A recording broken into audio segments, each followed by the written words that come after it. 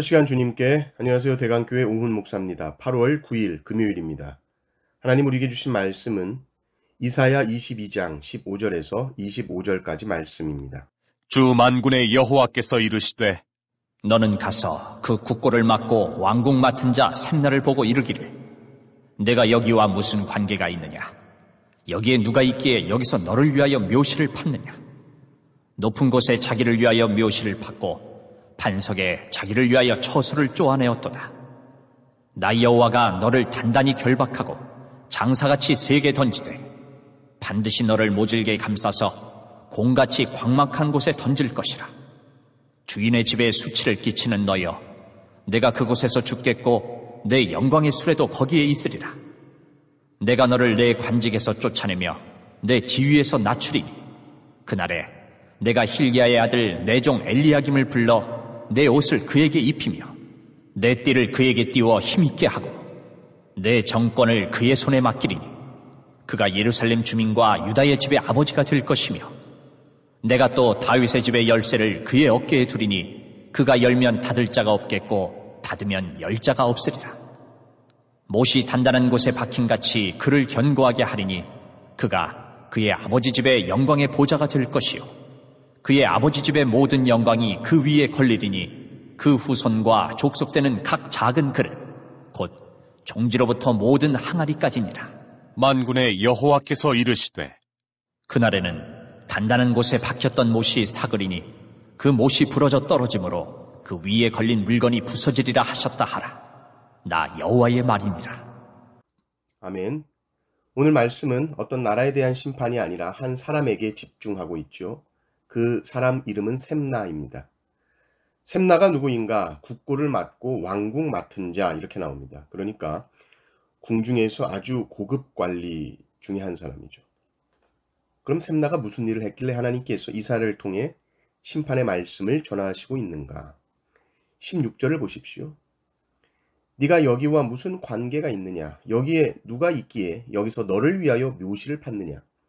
높은 곳에 자기를 위하여 묘실을 팠고 반석에 자기를 위하여 처소를 쪼아내었도다. 이 셈나는 공직에 있으면서 뭘 했냐? 자신이 죽으면 묻힐 묘실을 마련합니다. 아주 호화 외짤이죠.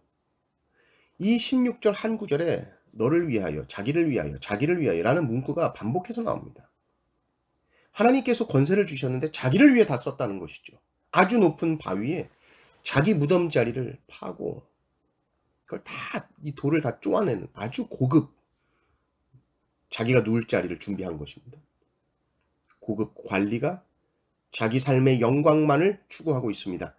백성들을 돌보라고 그 자리에 앉히셨는데 돌보지 않으며 하나님을 두려워하지 않았다. 그러면 하나님께서 이 자를 어떻게 하십니까? 하나님께서 축구공처럼 발로 뻥 차서 던져버린다. 발로 차버린다. 이렇게 나와요. 18절이 나오죠. 반드시 너를 모질게 감싸서 공같이 광막한 곳에 던질 것이라. 이게 아주 재밌는 표현이죠. 아주 그냥 동그랗게 말아가지고 그냥 뻥 차버린다는 거예요. 그리고 그 대신에 엘리야김을 세우신다. 21절, 22절을 보십시오. 내 옷을 그에게 입히며 내 띠를 그에게 띄워 힘있게 하고 내 정권을 그의 손에 맡기리니 그가 예루살렘 주민과 유다의 집의 아버지가 될 것이며 내가 또 다윗의 집의 열쇠를 그의 어깨에 두리니 그가 열면 닫을 자가 없겠고 닫으면 열 자가 없으리라. 이 사람이 누굽니까? 20절에 나오죠. 엘리야김입니다. 하나님께서 악한 자를 패하시고 하나님의 일꾼을 예비하시고 세우시는데 그에게 다윗의 집에 열쇠를 주십니다. 열쇠를 주셨다. 모든 권세, 전권을 위임하셨다는 겁니다. 하나님께서는 당신의 일을 하실 때에 직접 하시는 것보다 사람을 세우고 그 사람에게 권세를 주심으로 일하시는 것을 기뻐하십니다. 권세를 주셨다는 것은 하나님의 대리 통치자로서 하나님의 뜻대로 다스리도록 주신 것입니다. 하나님은 사람을 통해 일하십니다. 근데 그 쓰임 받는 자가 하나님과 통하지 않으면 하나님의 다스림이 그를 통해 흘러가지 못한다면 그는 더 이상 쓰임 받지 못하는 것입니다. 하나님께서 나라의 지도자를 세우시고 관리를 세우셨는데 그가 하는 일이라고는 다 자기를 위한 일입니다. 자기 노후나 챙기고 앉아 있습니다. 높은 곳 단단한 이 반석, 그 반석을 파고 거기다가 자기 무덤자리나 신경 쓰고 있으면 그것은 하나님께서 그를 그 자리에 두신 이유가 하나도 없는 것이죠. 그런 자의 모든 권세, 그런 자의 모든 권한들은 다 사라질 겁니다. 하나님께서 모든 나라의 권세자들을 세우실 때에 오늘 말씀을 보면 마치 비유처럼 설명해놨잖아요. 그는 벽에 딱 박힌 못과 같은 겁니다. 그래서 지도자들에게는 그 못에 뭘 많이 걸잖아요. 그러니까 간이 다 걸려 있어요. 그 못에 옷도 걸어놓고 가방도 걸어놓고 많이 걸어놓잖아요. 근데 그 못이 부패하면, 그 못이 썩어버리면, 그 못이 삭아서 부러져 떨어져 버리면 거기에 걸려있던 옷이며 가방이며 모든 것이 다 떨어지고 다 부셔져 내리는 겁니다. 권력이 부패하는 것, 지도자들이 부패하는 것은 이렇게 위험한 것입니다. 그들에게 달려있는 것이 많기 때문입니다.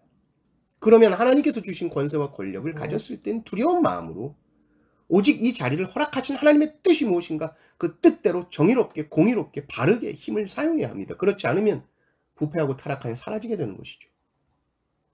우리들에게 맡겨주신 공간들, 영역들이 있습니다.